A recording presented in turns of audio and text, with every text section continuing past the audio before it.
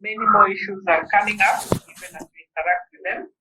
And those are issues that we were anticipating, but we are now dealing with issues that are all over. We have seen quite a number of them also in the media on what is happening to our students out there, and those are the students that we are going to receive back. So that, in a nutshell, basically is what we were able to share. I didn't want to take so much time there. I want to look at a few of our questions that we had raised. And the first one, I think somebody had asked how you can be able to deal with a situation where you have established that the student needs support, but unfortunately the student just decides to shut you off, and anything that you try doesn't seem to be going through. You can't be able to get through to the student, and you can't be able to come to a point of talking. And this not only happens to the student, but it can also happen to our colleagues and even our own children. At times, we may find ourselves in such a situation.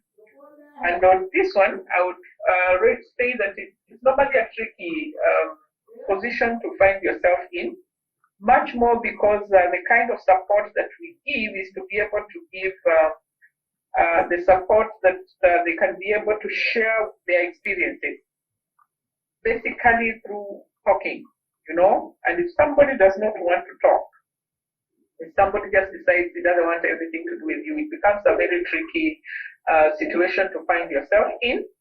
And because of that, therefore, I would be able to say that it would be important to be very purposeful in the way that you interact with that particular person. In a situation when you're talking about a student in that particular situation, you may begin by working with the student and interacting with that student in areas where they're able to interact. For example, we can talk about the academics and just say that maybe the student is performing well in a particular subject and probably not doing very well in another subject, and you're showing concern to that student and probably giving assistance, even more so in a subject that you teach, if you teach that particular student. If not, a subject that is your area of specialty, you can be able to do some questions and bring them to you, just to get a rapport, to be able to create a rapport with this particular student, even on matters that may not be very psychosocial as such. Issues like sports, those students who love sports and other co-curricular activities that they do in school would also be a good place to begin with, and you just work with that student in that particular area. You may find that a student who is in a particular team, playing football or netball or volleyball, and you are the coach, or you are also interested in that particular sport, you'll find a common ground on which to start your conversation.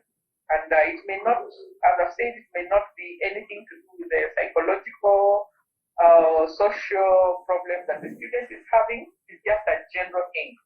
And then as you begin, it's important to begin on a neutral ground and allow yourself time. Don't rush it. Give yourself time so that you are able to establish that rapport. Before you can discuss with the student anything that requires psychosocial support, you just give yourself time. Talk about general things.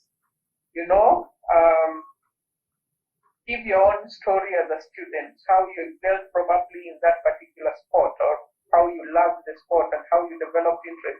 Just things that would be able to bring the student close. And then it's not something that you do once. You need to be consistent, because remember, you are purposeful.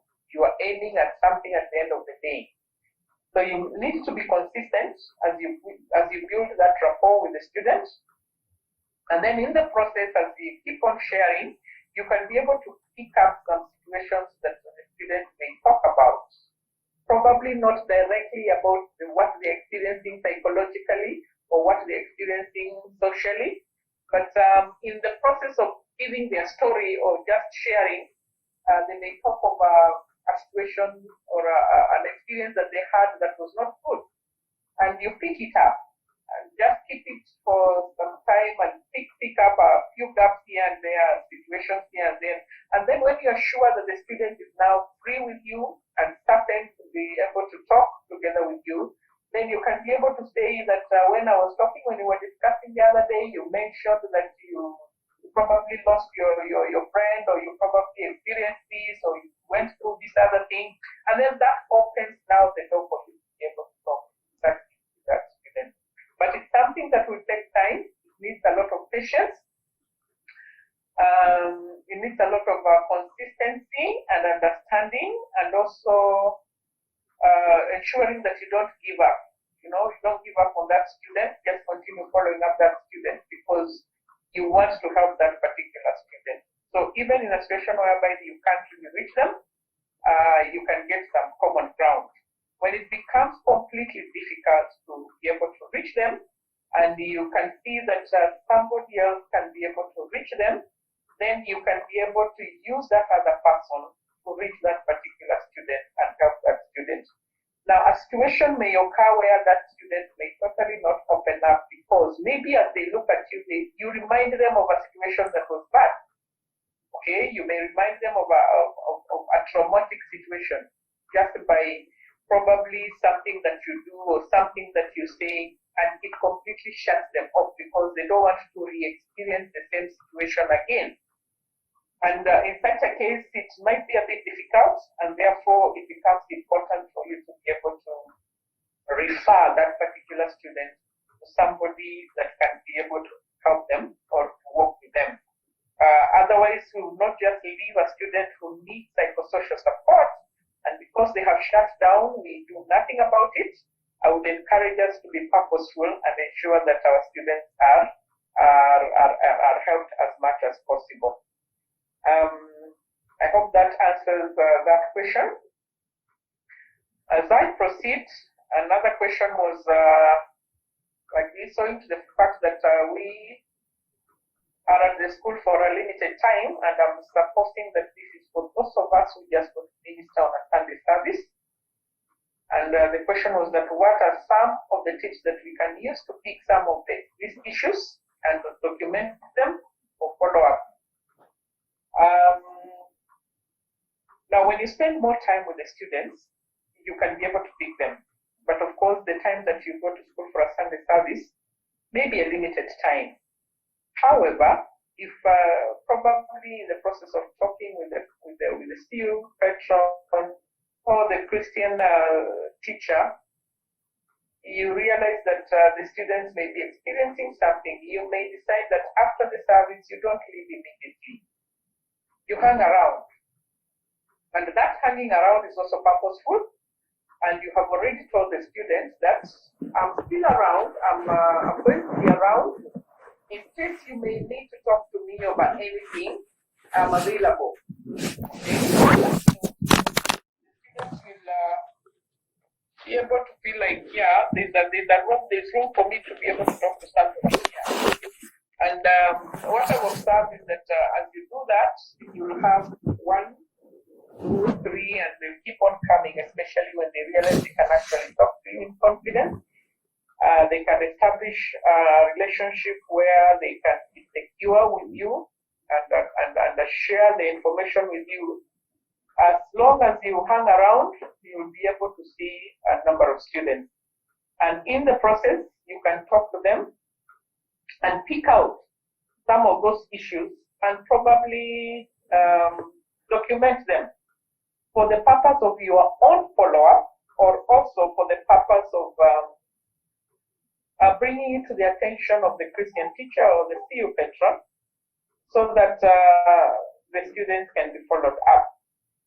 In some cases, it may be good to be able to discuss with the student whether they would want to work with you or work with the Christian teacher or the CU patron who is readily available. Because for you, you may not be readily available. You're coming in for the Sunday service and you preach, and after that you go away. So don't just hand over a student to a teacher if you have not talked with the student and agreed with the student that you're handing that case to the teacher, because the teacher has been there, remember, and the student did not want to share with the teacher. So you may have a reason as to why they didn't want to share whatever they were experiencing with the teacher, and may not be feeling free to talk with the teacher. That's one reason. The other reason may be because they are not able to reach the teacher. So in a situation where they're not able to reach the teacher for one reason or another, you can be able now to bring in that connection and connect them to the teacher, and then the discussion can continue and they can be able to get help. However, in a situation whereby the teacher seems to be the barrier, or there's a problem and the student may not just feel comfortable to talk to the teacher, in that case, you may need to establish more contact with this particular student if you want to help them. And this is the situation whereby you may need to maybe get a phone contact for that student and call them to find out how they are doing and how they are following up, let's say, on the discussion that you had and how they are coping. But on this one, I would also say it's important that professionalism is maintained completely at all costs, even when you're doing that. And maybe at the background, you could inform the teacher that, or you could inform somebody that you're actually following up the student so that you can be accountable to that particular person and ensure that that particular relationship remains as a healthy counselor-counselee relationship, or a healthy relationship that does not go beyond the boundaries that are required. However, in my experience, I've seen that most of the times, if you just be able to talk to the student and make them understand that the teacher in school is in a better position to help them, then you'll find that they are able to get a way to connect with the teacher. It may not necessarily be the CU patron, but it can also be another Christian teacher within the school with whom they can be able to strike a rapport, and therefore you can link them up with that Christian teacher, and that Christian teacher can be able to help them. But the key thing here for you to be able to pick some of those issues is just to hang around, hang around, establish a good environment where you can talk to them, as you're hanging around, you could greet a few, find out how they're doing in their studies and all that. You see, that one will also help to be an opening for them to be able to share what they're going through or what they are experiencing. Otherwise, it can be a bit also difficult, especially if you just come and preach on Sunday and go away. But my experience also with students has been that some things they might not tell the teacher. They will wait for the preacher to come. And you realize that after you have preached, the student will say, "Can I talk to the preacher?" So when the student wants to talk to the preacher, it's good. It's good that the preacher is available, be able to listen to that student and then help that student accordingly. As I move on, we say that COVID has come and it has found us. We were not prepared for it. We had to adjust to live with COVID and to understand how to go around this COVID issue. And it has hit everybody. And the question here was the teachers who are to offer a shoulder to the students also need psychosocial support themselves, which I agree, very true. Because COVID has hit everyone so hard. And therefore, what mechanisms can we put in place to support the teacher so that they can effectively support the children? And I would start by saying that you really can't give what you don't have. You can't give what you don't have. And that's why self-care for the part of the teacher would be very, very important. We are experiencing situations, let's say now that we are back in school, we are experiencing situations where teachers are also suffering from depression and such kind of things from the experiences they have gone through during the time of COVID. And therefore, such a teacher will not be able to give a hearing to a student and help that student. It might be a bit difficult. And that means that this particular teacher also would require therapy. And you need to be able to see how you can be able to pick that teacher who requires therapy. Now, one of the things that can be done is to train the teachers so that they can be, you capacity build them, build the capacity of the teachers. In the process of training, 1, 2, 3, 4 teachers may realize that I myself need help. Sometimes you may need help and you don't know that you need help. Or you are living in denial that you yourself is also undergoing some issues that require help. So in the process of doing the training, you may find that your eyes are opened to a reality that you are experiencing yourself as a teacher. And that will kickstart the process of that teacher seeking help. So training would be very good, and I would suggest that those of us who are in this particular forum and we are teachers, or even those of us who are doing ministry to the students, we may not necessarily be teachers, it would be good for training to be done. And that's why we'll probably have a meeting like this one for us to be brought to a place where we are aware of what is happening. But apart from training, it's important that the schools also organize a forum where teachers can be talked to by a professional therapist. Now, this is not basically training, this is a debriefing for the teachers.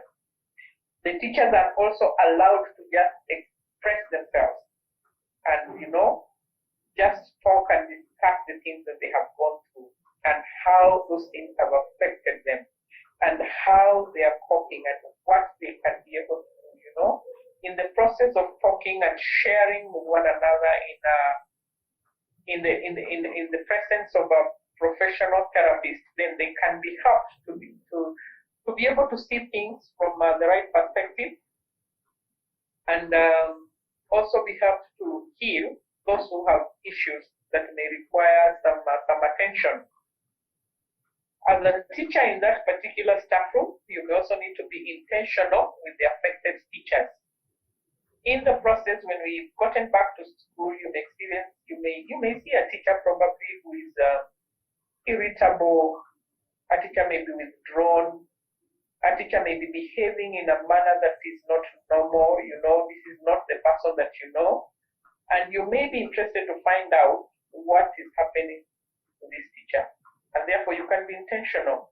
You can have a good rapport with the teacher, reach out to them, talk to them, help them where you can. If not possible, then you can refer them for some professional kind of help or therapy. But establish a rapport and offer help where need be. In some cases, that teacher may just be requiring somebody to talk to, somebody they can pour their hearts to, and after that they will feel like the burden is gone. They are able to think properly. They are able to approach life from a positive perspective, or from a rational perspective rather than an irrational perspective. So they might just need somebody to talk to. So in such a case, you need to establish a rapport with that teacher and allow them to be able to talk.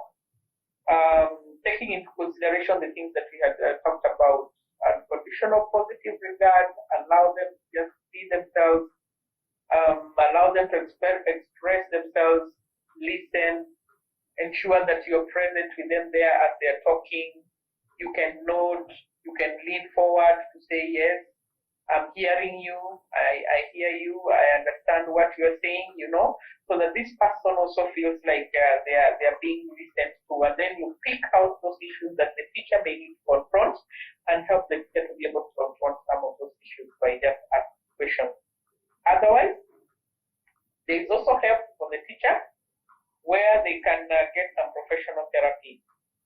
I don't know whether you are aware that we have a wellness center in the Teacher Service Commission.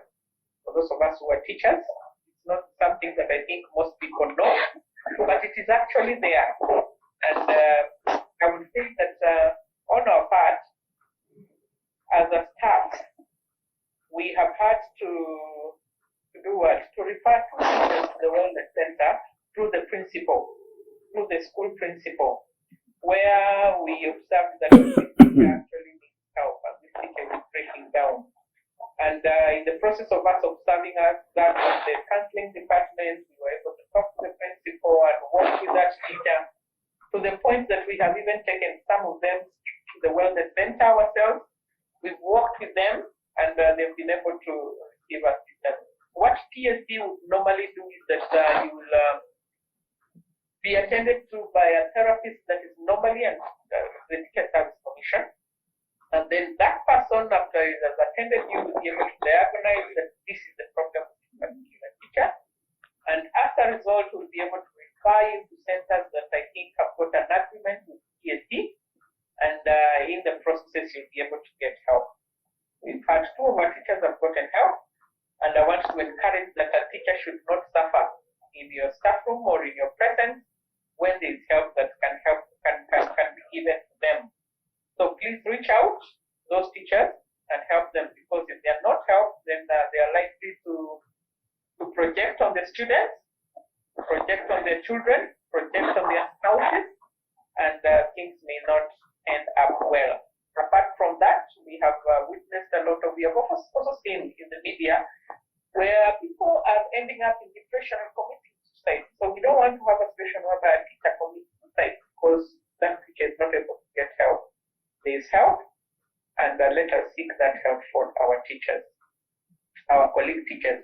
Or if you are here and you realize that you need help and you're wondering where it is, you could just visit the wellness center in TSC. If you go to the TSC and you say you want to see the wellness, visit the wellness center, I'm sure you'll get somebody to attend to you there and you'll be assisted accordingly.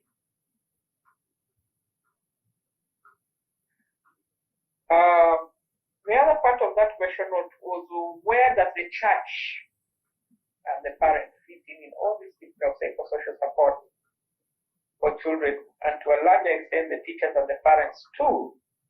So I'm looking at it as in the church coming in to assist the teachers, to assist the parents, and to assist the children, and at the same time, apart from the church, the parents also coming in to assist the children, and probably also assist the teacher.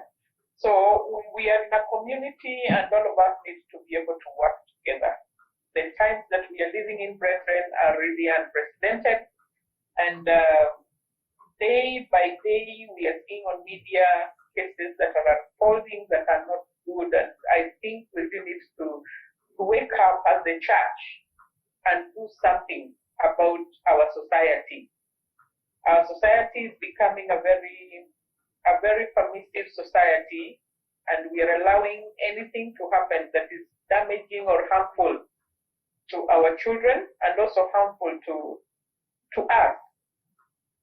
So I would suggest that the counselors who are there within the church can facilitate a ministry to the parents and the teachers and any other person in that church who may need that kind of ministry.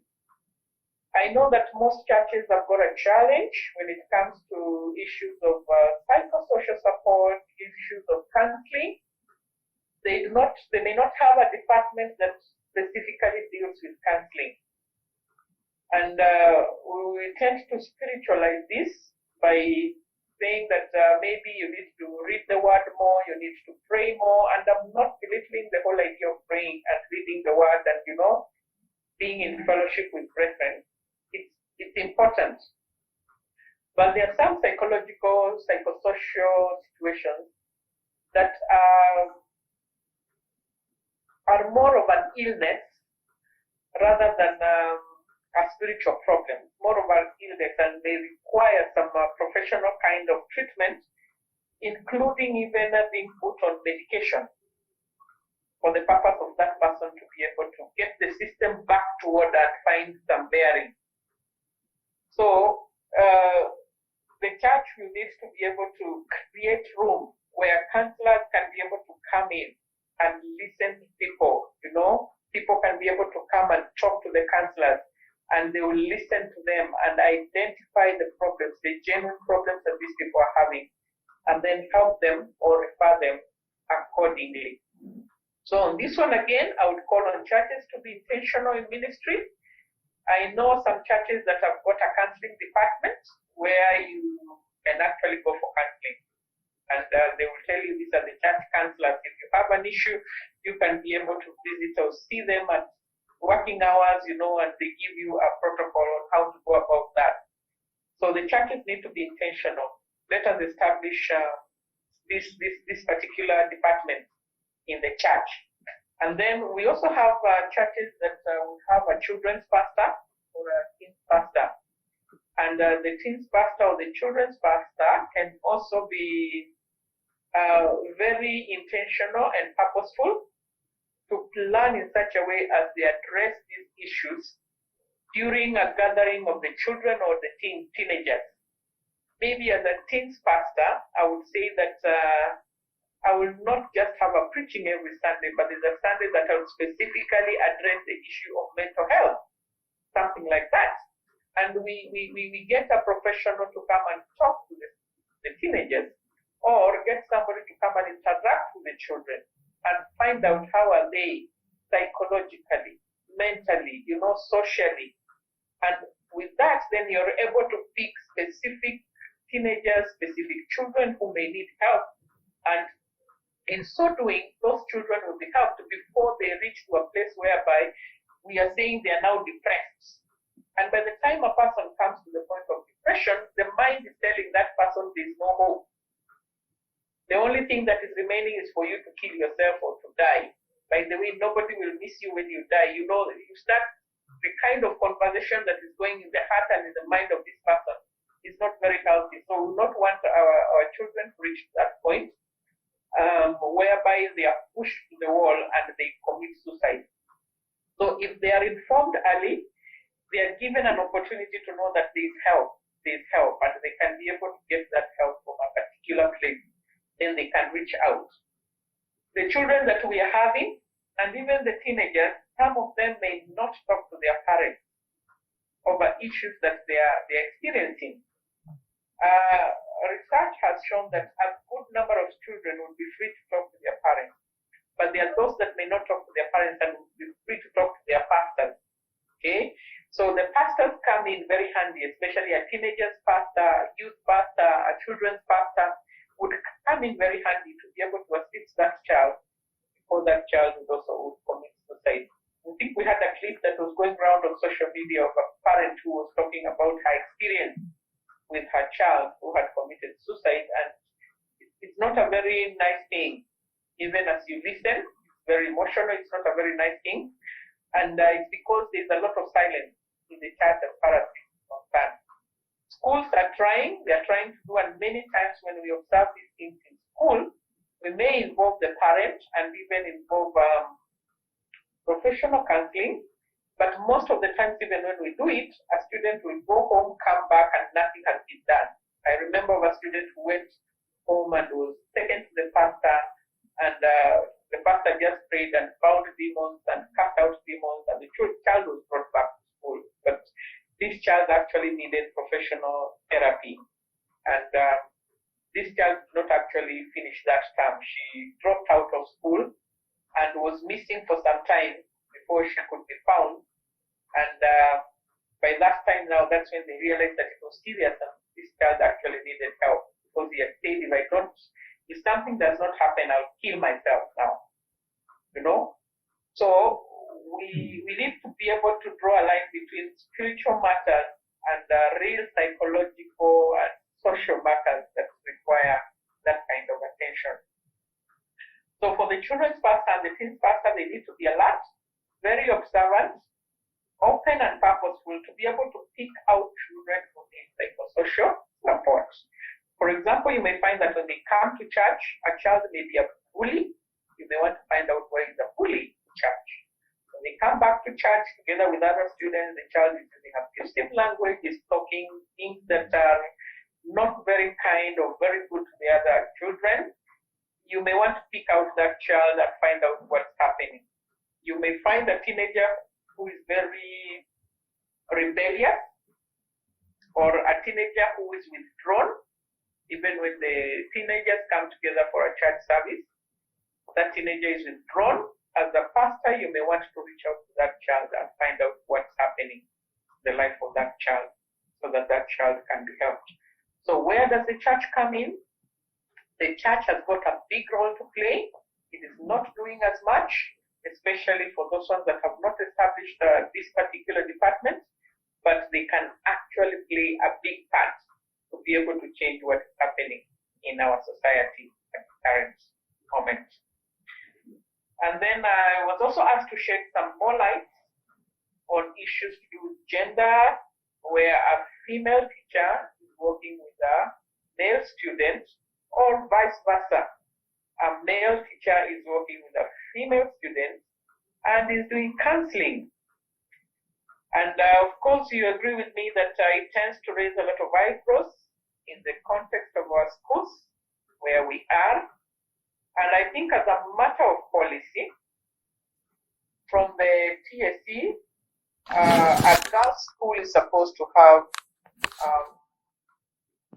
a lady teacher as the one in charge for guidance and counseling, and the same case applies to a boys' school to have a male teacher. However, I'm not ignorant of the fact that we have situations whereby you may find a lady teacher who is counseling in a mixed school, or who is even counseling in a boys' school, or a male teacher who is counseling in a purely girls' school or a mixed school. So you find yourself in a situation whereby you need to work with a student who is of the opposite gender. And that one can also be very tricky. And the teacher, being the mature person, is the one who needs to be able to be wise and do the right thing. So on this one, I would suggest that you be open in your helping engagement. Do not carry out this counseling in a closed environment, although in most schools we have offices for counseling. So you would want to have the student in your office and you're doing counseling. And I think the same thing also applies even in the church setup, where you're counseling somebody in a closed place. So in such a place, do the counseling, but let the door be open. Not that you could sit somewhere in the field and do that, just far away in the field where you may not be close, but people can be able to see you, so that it's something that is being done in the open. Do your helping, or do your counseling, or do your listening in an open area. And then I also think that in some situations, you can also just be able to work with that student. As you walk from, let's say, the class, the staff room, walk with that student to the field. As you just walk, you're talking. That is something that is actually in the open, and you can be able to talk much more. However, it's important for you as a teacher to establish a professional relationship from the very beginning, from the word go. And I would say that this one becomes a bit difficult for us teachers. We find ourselves many times in what we call dual relationships, because this student has first and foremost known you as the chemistry teacher, who is a harsh teacher, who is very strict, Personally, I experienced that. I teach chemistry. And this student may not necessarily be performing very well in chemistry, and maybe for one reason or another, we have had to sit down and, engage on matters of academic performance, and probably punish this student. So this student has already gotten a relationship that is not good. Now you are reaching out to this student and you want to help this student. It becomes a bit difficult. However, if you establish a professional relationship from the very beginning, there are students I personally find myself not being able to handle because of a previous experience that I've had with that student. Unless the student is willing to be able to talk about it, and we say now that one was for that particular situation, we can now have this other relationship. If I find it difficult, then I would refer that student to another teacher.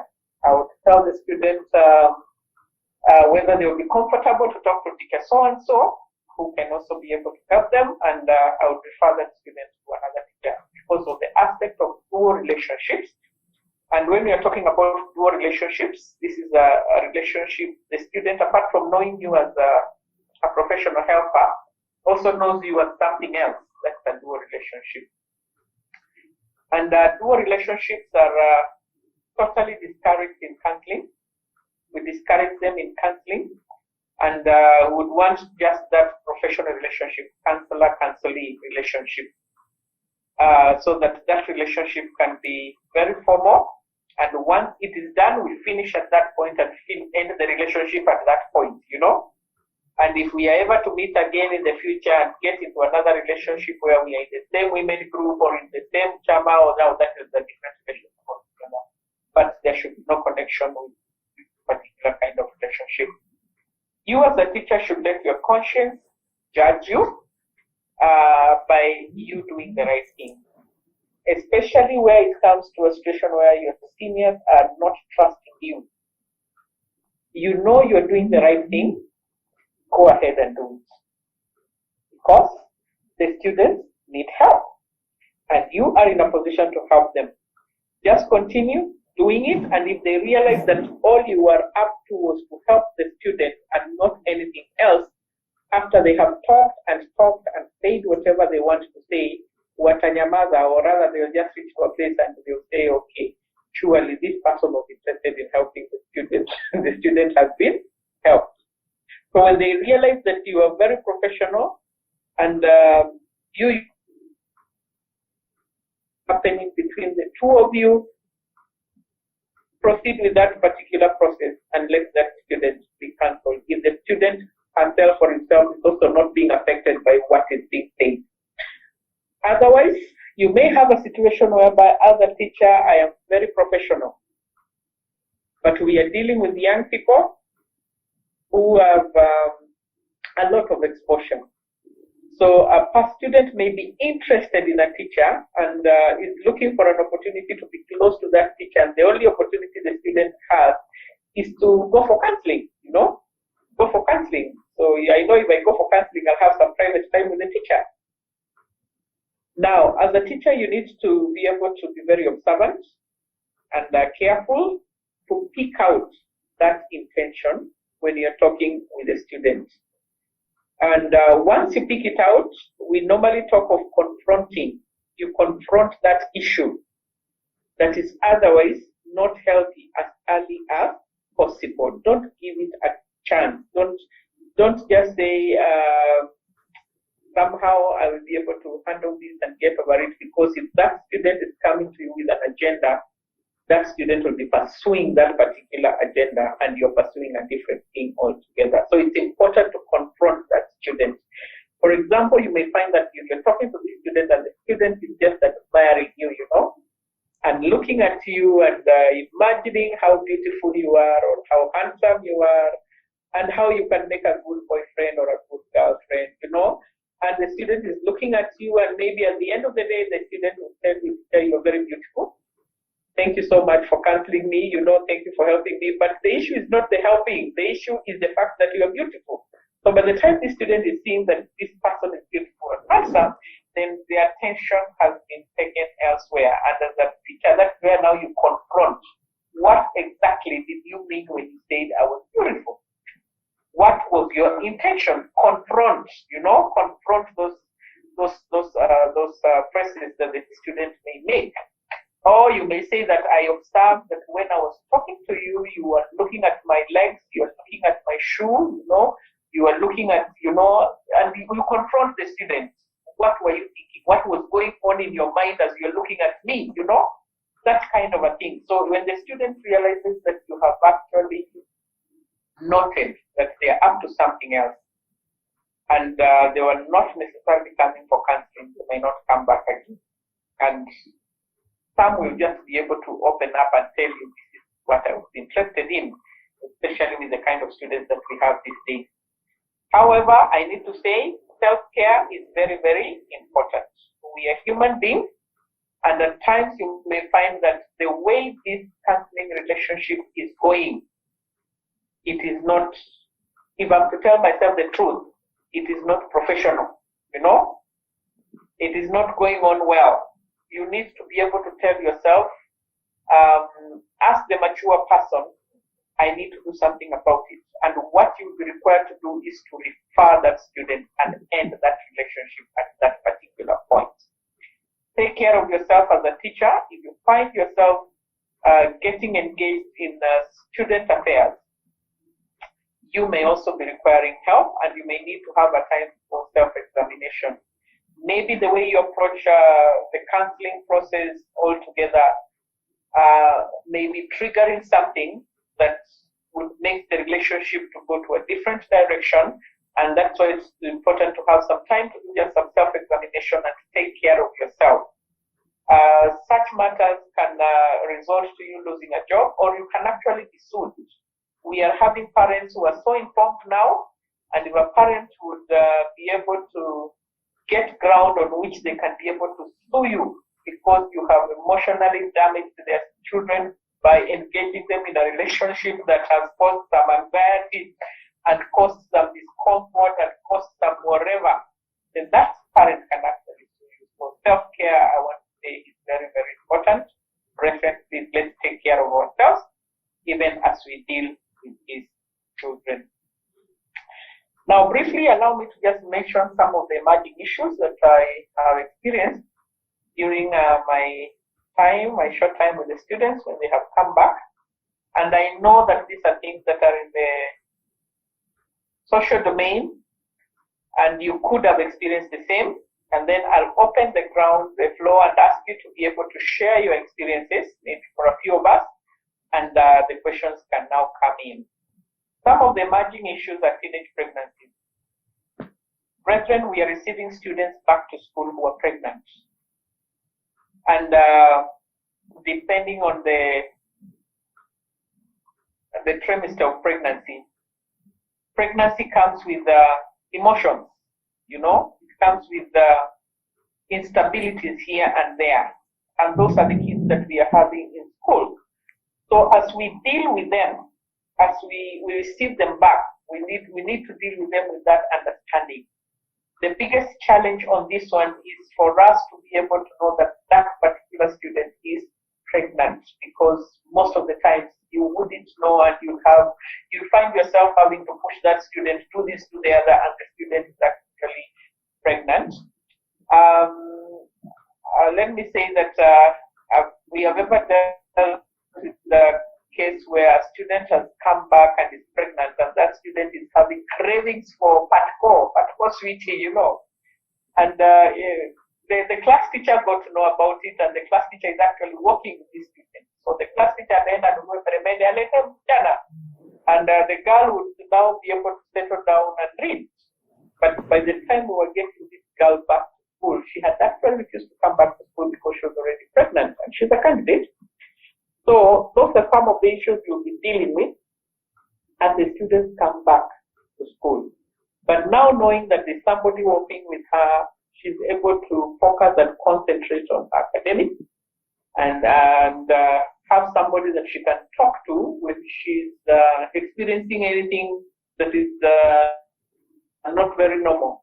She can be able to talk to that person. So we need to create that environment where these teenage pregnant students, or teenage mothers to be and fathers to be, I don't know about the boys so much, but wherever the boys are, they could also be thinking of the fact that somebody is carrying my baby somewhere, or they could just be careless and decide shauri yake. But whichever the case, those are realities that we are dealing with. The other reality is teenage parents. We had students who went home, and probably they were 1 or 2, 3, 4 months pregnant, and we didn't know. Some of them could have planned to flash abort, or some of them would have planned to just go ahead and give birth. So they have left young ones at home, and they have come back. So they are teenage parents.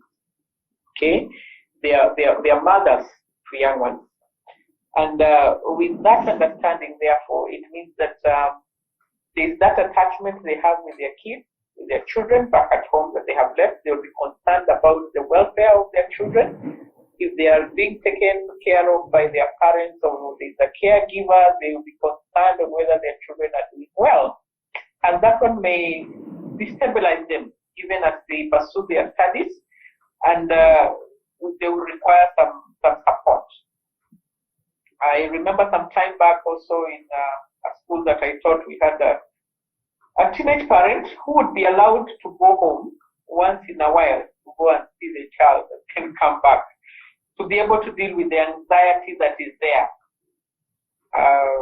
so that this child can come back to school and feel settled.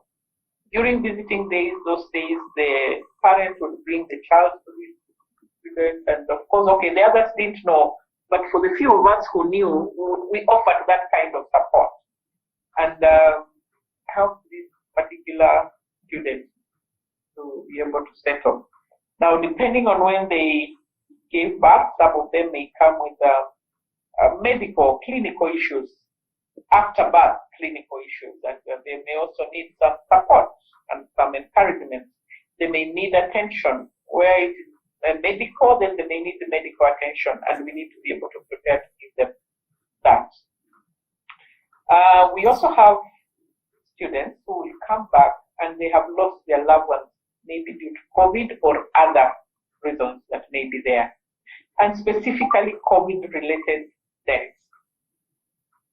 I don't know why, but it feels like a COVID-related death is hitting so hard, hitting the affected so hard, because it's like we could have avoided this, kind of death. There are deaths that would occur because of a sickness or something else that may have happened. But COVID, of course, the protocols that have been put to us by the government on wearing your mask, washing your hands, keeping social distance, avoiding gathering places where people are gathering and all those crowds and all that. Some people have lived carelessly, and for one reason or another, it could be the teenager who brought the COVID home that results to a loss of a loved one. And that teenager may be living with grief in addition to guilt. And it may be important for us to be able to have these teenagers debriefed, because it will affect them. It will affect the way they settle in school. It will affect the way they do their studies. It will even affect the way they relate with others. And you may find a girl or a boy who is just crying, thinking about things that are not good. So that person needs to be assisted. We also will experience students who will have fear and anxiety. Anxiety and fear will come because of, I left my parents at home, I left my shosho, I left my sick sister or sick brother at home. Is he okay? Or is he getting worse? Are my parents okay? Have they contracted COVID? Are they likely to die? All those things are going to bring fear and anxiety among the young ones, especially as they come back to school. And the fear and anxiety may also be as a result of the kind of life they have lived out there. We were seeing on media the other day of students who went away and, they were dragged. Almost certain that those girls had some sexual experiences with whoever they were with in that state of being drunk or drugged. So they are fearing they could have done whatever they have done, and they are fearing that they could be pregnant. They have the anxiety. I once dealt with a student who went home and I think she messed around. She slept around. And when she came back to school, that was some years back. And I'm talking about a student who is not alive as I talk today, sad enough. But when she came back, she attempted suicide. In the process, of course, we came in and we were able to save her life. And she was in hospital. I went to see her in hospital and doing a follow-up, and I just asked her, surely, did you really want to die? And she said, no, I didn't want to die. My problem was that I was very scared that I was pregnant. So I was not actually taking this for the purpose of dying. I was taking this for the purpose that just in case I'm pregnant, the pregnancy would come out. And what was creating this was that I think the power of the mind is so powerful that this girl had actually every symptom of pregnancy, every symptom of early pregnancy. It was there, but she wasn't pregnant. So the fact that the symptoms were there, she was convinced she was, and she went ahead and took, I think she took some jig and some lotion and some painkillers that she had, a whole mixture of things. We rushed her to hospital and her life was saved. But later, because of that kind of attempted suicide and not being able to really deal with her psychological issues, she ended up, I think, staying with a man, cohabiting with a man, and that finally they did what? They disagreed and she poured on herself petrol and set herself ablaze. And both of them died with the man who were cohabiting with. Unfortunately, by the time I was being called and being told so and so is being buried today, I was sad. because this is a student I had talked to, I had counseled with this student when she was in school until she finished Form 4. But immediately after Form 4, she did finish 1 year. So that fear and anxiety is there among the students that we are going to receive. Brethren, let's prepare ourselves to be able to handle them. Despondency or a state of hopelessness. Some may come back and they are just feeling hopeless. 3-4 days ago, I talked to a student who just came to me and told me, "Teacher, I just feel like I want to cry. And I don't know why. I don't want to be in school. I want to go home." And of course, it's a situation whereby you need to be able to dig and find out what is actually causing that hopelessness. And let me say that the experience that our students have had out there, the things that they have seen, have been too much on them, on their psychological well-being. It has been too much on them that they are wondering, what should I be for? And hopelessness is a bad situation because it pushes you to the very edge. And you see there's no hope. And the only other thing that I need to do is to die. So we will experience some students who may have that kind of a situation, and we will need to help them. Students who are truant, we'll also see them. Maybe they'll come back. A student who will have discipline issues will now start having discipline issues because there's some unresolved conflict within the life of that particular student. Another thing is what we have also seen, like where a student go out and the students drink themselves silly and just use condoms, have sex here, there, and everywhere, and they don't care about their lives. Self-destructive behavior due to a don't care attitude or a don't care mentality. We may also find students who come back to school and that don't care mentality is there. They will say anything, they will do anything on Schule because they just don't care. Or they engage in self-destructive behavior. Students who have taken alcohol, students who have been on drugs, students who have been addicted to sex, students who are doing porn, students who are doing all manner of things out there. And they don't care about, they themselves don't care about themselves. That is the situation that would be communicating issues that are not resolved.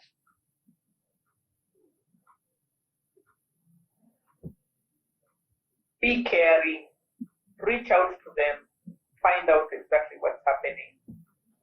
Lies. As teachers, the whole idea of being able to teach these students would be our core business when they come back to school. But we'd also experience students who are disoriented due to the COVID-related experiences, and you find that in class they are not there. They are there physically, but their minds have gone. You're teaching and they're just not getting what you are teaching.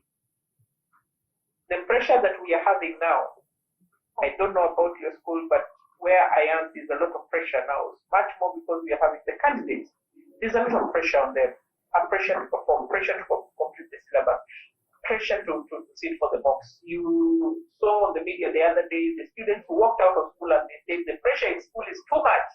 We cannot be able to handle, and we don't want to take exams. So they walked out of school and went away. That pressure is too much, and we need to look for ways to mitigate that pressure. The pressure may be necessary by virtue of the fact that we are also under pressure as teachers to ensure that syllabuses are completed and all those things are done. There's a saying that we may be completing work for 2 terms in 1 term. That means teachers being innovative to look for ways to cover the syllabus. So there'll be a lot of pressure. That pressure is not helpful to our kids. And therefore, as much as this pressure, the kids should be allowed to have an outlet, something that they can do. For example, games would come in handy, where after doing all that they have done, they can go to the field and jump and play and shout. That is an outlet, and that would be very important for them. And godliness would also come due to the type of exposure that they have had, And we are seeing this in our Christian unions among the form fours that we are having, backslidden students, and case of prayerlessness, loss of interest in church and CU activities. That one I'm seeing among my own students as they have come back. It's like they have focused on academics, forgotten about the fact that there's worship, there's prayer, there's what, all those things. And it has been presented by the fact that they have not even been going to church when they have been at home. Remember, the churches were closed. So they've come back. When you're talking to this child about prayer, this child cannot remember the last time they even really had serious time to pray. They have not been practicing any of the Christian disciplines. It's like they have backslidden. And because of that, they have given up. And there's no need of continuing with this thing. I think I just accept to live a godless life and continue to look for God later. So you'd expect that kind of students also when they come back. Those of us who are here ministering to the students and teaching them, and CU patrons, CU Christian teachers, we need to be able to be concerned about this one. And I'm talking about concern because the government has not put us in a good position, because we are even not supposed to have services, Sunday services in school, going by the protocols that we have been given. However, depending on the administrator in the school, some schools are having Sunday services, some of them are totally not having those meetings. So we'll need to be more innovative in reaching out students for Christ and reviving those that have gone down in their spiritual life, talking to them, and at the same time maintaining social distance with the same students and ensuring that they are still revived in their Christian life and in the CU activities. It may be possible to do Bible studies in small groups if students are not able to gather in large groups. That one may be possible, but you realize that due to that disconnect that has been there, most of the students may not even attend those Bible studies, or they may not be active in the Bible studies. So there's a big challenge on this one. And personally, I am there, I'm praying and trusting God to give us a breakthrough in this particular area of the Christian unions and the activities for the students, to revive them, to bring them to students who will pray, students who are role model Christian students, living a godly life and practicing those Christian disciplines not only in school but also in their private life. And that one we will need to up our game there. And of course, the students have disconnected with the academics. Some of them have never touched their books since they March. And therefore, when you're talking about things they covered in Form 1, they have no idea, they forgot everything. Form 2, Form 3, they forgot everything. So you have to go back and cover the content, my friends. Those are some of the situations we'll be having. And as a teacher, you will find yourself playing the role of a teacher, playing the role of a pastor, playing the role of a counselor, and all those things we have to do them together for the welfare of the students that we are ministering to, because that is what we have been called to. Brethren, I think that brings me to a point whereby I can now be able to open the floor and ask for our own observations as far as emerging issues are concerned, and also welcome some more questions. I don't know how much more time. Wow. Thank you very much, Dr. That was a great, insightful presentation. Real things that are happening in our schools, with our students, and especially the... Sorry. You can hear me? Yes, Paminas, we can hear you. We can hear you. Yes. So we have 20 minutes.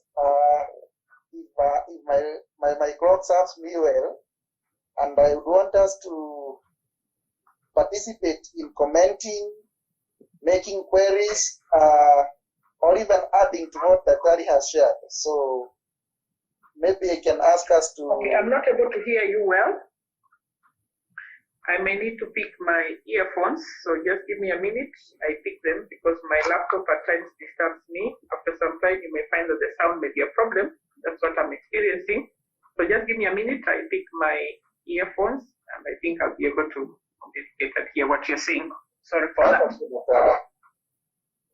But Brother Nana, can you hear me? Very clear. You are very clear, brother. Thank you.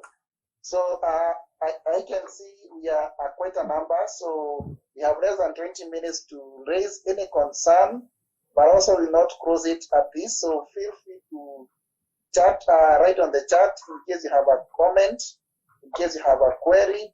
As Dr. settles, we are going to be able to interact with her. So I want to give a floor. When one person unmutes to speak, allow me to ask the others to remain muted. So, Carol, can you hear me now? Yes, I can hear you now. At least I have my headphones. I can hear you. No worries. I was trying to coordinate for you so that you're able to get any question. Adrian, can you see any question raised already on the chat?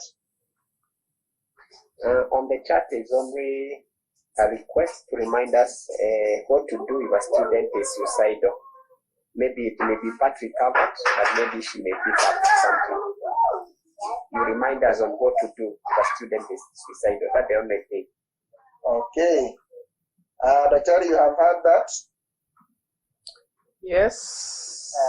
Let's see whether there is a question. Anybody with a question, please unmute yourself. Say your name and the question so that you can be able to move ahead. Before we come to that comment on the suicidal case.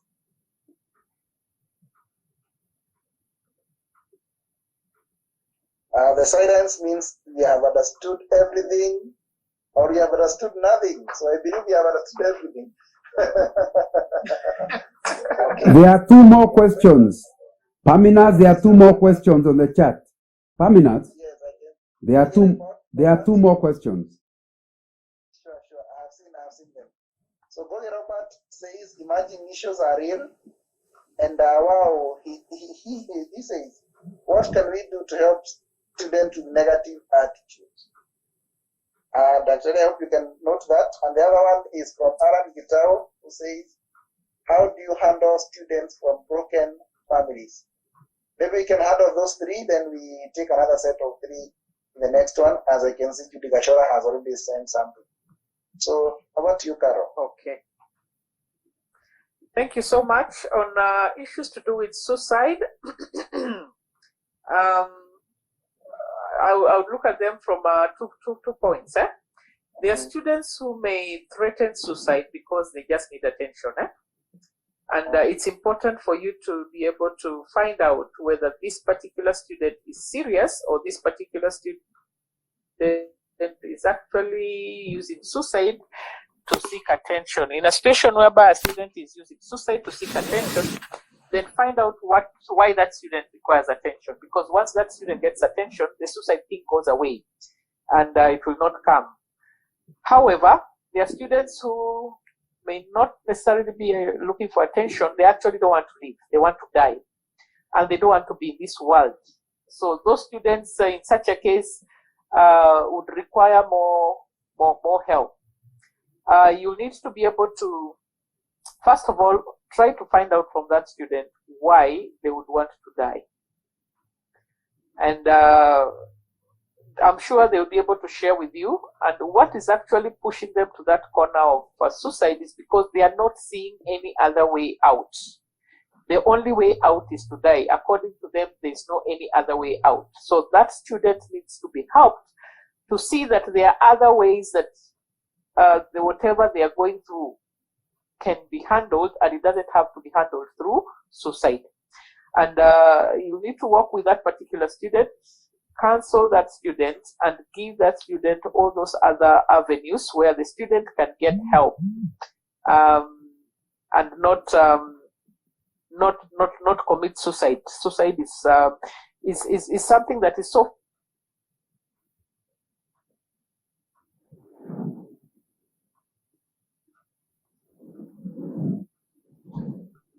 I think we lost student. We normally say that in counseling, you lost me?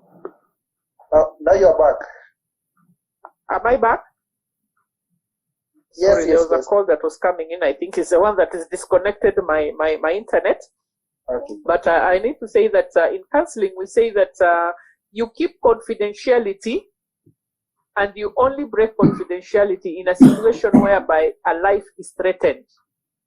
So in a situation whereby a student wants to commit suicide, that is threatening to that life. And this particular student will need to be told that as long as the state of affairs remains, then that student, what that student has shared with you in terms of wanting to commit suicide will not be kept secret. And it will be communicated to the relevant relationships that are there to this particular student. And after that, probably also take it to a doctor or a therapist for the purpose of doing the psychological therapy for that particular student, because at that particular point as a counselor, you are allowed to break confidentiality. However, even when you break confidentiality, you break it with the knowledge of the student. You tell them that on this one, we will need to involve more people, and we'll need to talk to maybe this person and this person, and let them know that this is what you are intending to do. In some cases, when that one is done, you may find that also a student who is not serious would retract from that. But of course, we are living at a time where we are seeing young people who are serious. Some of them do not even talk. They may not even tell you they're intending to commit suicide. However, there are things that may give you an indication that this particular student is suicidal. I remember when I was sharing the other time, I talked about you checking whatever they write. If you're a language teacher, some of the stories that they write may give you an indication that this student might be suicidal. The other thing is that this student may be withdrawn and is not talking to anybody. This student may also be very careless with herself. They are not taking care of themselves because after all, they are going to die. So they'll not comb their hair, they'll not brush their teeth, they'll not shower, and they will just spend the whole day sleeping. That one may also be a case whereby this student may be tending towards suicide. A student may start giving out their things, peane uniform, peane vitabu, peane, giving out their things because after all they are going to die. So those are things that we watch out for a student who may not necessarily come and tell me I want to commit suicide. But one who wants to commit suicide, that one can be helped. You talk to them, find out why, and then you may need to engage extra help so that student can be assisted to deal with their situation. That was the case of suicide, dealing with a student who wants to commit suicide. Please remind me the others because I don't have a pen here with me, so I didn't note them down. Who was coordinating? Pamina's here. So sorry for that. No problem. I can see there are many questions streaming in. So just remind me the first three that I was dealing with. Yes. The second one was, what can we do to help students with negative attitude? And the other one, how do you handle students from broken families? Okay. On negative attitude, this student has a negative attitude. Is it the negative attitude towards what? I would want to probably know towards what. Maybe towards a subject, towards a teacher, towards life, towards counseling, towards church, because that negative attitude is directed towards something. I'm sure that this student would have a positive attitude towards something else. But there is a cause for that negative attitude. I've had to deal with students who have a negative attitude, especially when it comes to subjects. And it's because they have had a nasty experience, maybe with a teacher in that particular subject, or that particular subject, some content in that particular subject that would make them have a negative attitude. So you'd want to find out, first of all, it's a negative attitude towards what? And then find out what's causing the negative attitude. And try to resolve the issues with that particular student. Many times, the students would feel that it is the other person losing, or it is the teacher who is losing if I fail in that subject. It is the teacher who is losing if I don't do my assignment, or I don't do my homework, or if I don't attend. It is the CU patron who is missing, who is not benefiting if I don't attend service. But let the student understand that whatever action they are taking, they take responsibility for their action. if they fail to attend service, it's not the teacher who is missing, it is themselves. Whatever action they take will directly affect them. And therefore, if they love themselves enough, if they think good for them, about themselves, then they should be able to work towards that which will build them rather than that which will destroy them. And that also goes with issues of attitude, so that this particular student will try to develop a positive attitude. By doing what? By looking for what is positive in the midst of the negative. Even when things are so bad, I've been going through the book of Job, and I was looking at how Job behaved when he was told, your children have died, your animals have died, and everything is gone, and you need to curse God, you know, and blah, blah, blah. But Job looked at everything from a different perspective. As much as he justified himself, he said that he goes on to talk about quite a number of things and says that he came naked, he lived naked.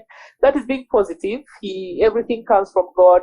And you know that I know my Redeemer liveth. Of course, all those things that Job would say, you realize that in the midst of all that, he had a positive attitude. So that is what we should be able to help our students do, that even when things are bad, at the end of the day, the buck stops with the decision that that particular student makes. And he needs to make a decision to benefit them. The other party may not even be affected by the decision they make, or may not be losing by the decision they make. Let them take responsibility for their actions. And then for those who come from dysfunctional families or broken families, they are experiencing their own type of trauma and their own type of pain and their own type of anxiety and fear, because in some cases, especially where the marriage has not worked, the children are wondering, is mommy okay? Is daddy okay? Are they fighting? Does daddy come back? And all that. What am I missing? There's a loss in the life of this particular student. And this student would also be experiencing their own things when you're teaching, and may not be able to catch up with academics. However, this is the advice I would give. Help these students as you work with them to realize that whatever happened in their relationship with their between their mother and their father is between their father and mother. Many times the children would blame themselves for the divorce, or blame themselves for the marriage that is not working, and they carry the burden, a burden that they actually should not be carrying. To help the students disconnect themselves from that particular relationship, this is a disagreement between your mom and your dad, and not a disagreement between them and their dad or them and their mom. That one is a very tricky thing there, to be able to bring the students to understand that, so that this particular student will be able to remove herself from that situation, look at it from outside, and be able to know that she's living her life and they are living their life. For herself, she has her own choices to make. And she needs to be able to make the right choices in terms of even relationships. That is the choice of the parents, and she has nothing to do to control the choice of their parents. There are those things that we can control, there are those things we cannot control. And many times, brethren, the things that disturb us and even disturb our children and disturb the students that we handle are things that are beyond their ability to be able to handle. I normally say this: handle what you can. What you cannot handle, leave it, because you will die trying to handle something that you cannot handle. And finally, you will not be able to handle. And even when you are dead, it will still not be handled. So let them handle what is within their jurisdiction or their power to handle. That is themselves. How do I feel about this divorce? How do I feel about this? And then deal with their feelings, rather than trying to deal with what their parents have decided, what their parents are going through, and what their parents are doing, because that's what the decision lies with their parents. I know it is a bit difficult. I've talked to students who I've been able to work with in such a situation, and many times the students will sit back and say it is not easy. But for those that have been able to walk out and really realize that this is their decision, the decision of their parents and not her own decision, then they've been able to walk through and relate with their mother very well and relate with their father very well at their own personal level. And then the relationship between the two of them, you are now achia wazazi. But for her, she takes care of what she can take care, and she cannot take care of herself and her feelings. That is what she can control. She can't control the feelings of the others. Wow, wow, wow. Great responses there. And I believe it is very insightful to all of us, and especially that these are the real things that we find in our schools, be it as teachers, as patrons, as counselors, and also as ministers to the same. I can see there are many questions. Our time is only 2 minutes away. Allow me to ask you to indulge with us for 5 more minutes so that she can add 2 more, and then the rest will be forwarded to the next discussion that we shall hopefully have soon, even if not in this month. So the next 2 questions are: how do we address depression when it is prolonged? Not just when it has started, but when it is prolonged. And the next one is, what about... Sorry, Karaoke, I didn't seem to get you there. Okay, the question is, how do we get to address depression when it is prolonged? You have me? Okay. I was not able to get. Okay. Let me repeat it again. Let me repeat it again. Yes. Okay. How do you handle depression when it is prolonged? Okay. Depression. Yeah, I had that one. Yes. I had that one.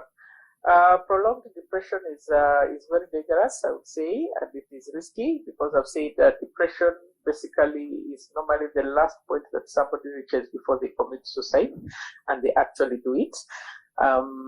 So prolonged depression is not a good situation or a good state for somebody to be in. I would have wished to have a situation whereby we avoid the depression. We avoid the person going down the lane up to the point of depression, deal with the other issues that are there. However, if a person is depressed and is undergoing depression, then I would just suggest that that person is referred for a professional type of therapy. Why? Because by the time that person is contemplating depression, we could also be dealing with chemicals within the body that are not functioning well. So that person will need to be brought to a point whereby they can balance their chemicals within the body. And then from there, that person needs to be helped also to deal with the causes of the depression, to deal with the causes of depression. In the process of my sharing, one of the staff members that we have dealt with is actually a staff member who is undergoing depression. In fact, both of them were diagnosed with depression, and the ones that we referred to wellness in TSC. And therefore, I would say that is a situation that should not be taken lightly. From a school level, a depressed person should be referred for serious therapy, because that one is a person waiting probably to commit suicide, and that person actually needs help. So from a school perspective, I would just say that that person needs to be referred for professional therapy. Wow. Thank you very much, Daktari. It's quite insightful, and I hope all of us are getting something to how to handle all these issues that we face on our daily lives, especially dealing with students. So there are other questions that have been raised, but again, because of time, you allow me just to read them through, to acknowledge that they have been received, and we are going to compile them, share with Dr. Caro, and then we can be able to get some responses, either written, but also if we get another chance to give her to speak in a part 3 of the same. I believe you are needed in this. This is a very real situation that you are going through. So the other questions are as follows. What about if the student is not cooperating or opening up? I believe it is in the issue of suicidal. Then the other question by Gogi Robert is there's a lot of discussions about students in the staff room. This is by teachers, most of which is negative. In any case, they go through the issue to guidance teacher. How well can someone offer help with prior knowledge of the student from the staff room? And then the other question by Derito James is advice on debriefing after an energy or emotions sapping encounter with the students. I think that's also a very good one, especially to us, all of us here, the facilitators. And finally, also from James Derito, give suggestion on books, websites that can help develop ourselves to handle students in a better way. So maybe in 1 minute, Daktari, you can comment on something. Okay, I just wanted to give a parting shot. I would say that psychosocial issues are real issues, brethren, and we should not just spiritualize everything. They are real issues. And what I would want to say is that each one of us have got a responsibility of taking care of ourselves first. Take care of yourself first. One thing I've learned with time is to take care of me. Take care of me, because if I'm well, then I can be able to take care of others. So that is what I would want to say. Please, teachers, my colleague, friends, and brethren, learn to take care of yourself. How do you take care of yourself? Be in touch with your own feelings. Be in touch with what is happening within you and what is happening to you at each and every moment. Take time to have a meeting with yourself. Listen to yourself. Talk to yourself. Identify the things that make you happy. Identify those things that make you sad. Identify the things that stress you. Know the times that you are stressed, and deal with the stressors that are there. Don't be stressed that you are not even aware that you are stressed. And by the time we are coming in, or somebody else is coming in, you are past the stage of being stressed, and you're already in another stage of probably breaking down or depression. So be self-aware. That is one thing I would want to say. Be self-aware. Have time with yourself and listen to yourself, and then be genuine. Tell yourself the truth. Don't live in denial. Don't walk in denial. Don't say, me, I'm a Christian, I cannot experience these things. Christian pastors, bishops, name them. They have gone through their own seasons of depression, and they would share their testimonies of the times that they have gone through those low moments. And we all go through those low moments. It's important for us to take care of yourself. Where you need to say no, say no. Where you need time for yourself, create time for yourself. Where you need to be away and just have time to do things that you love, please create that time, because you are important. You need to be healthy so that you can be able to offer that help that the other people who depend on us need. Amen. For those of us who are doing counseling for the students, let me say that self-care is also very important there, because you can listen to issues until whenever you break down.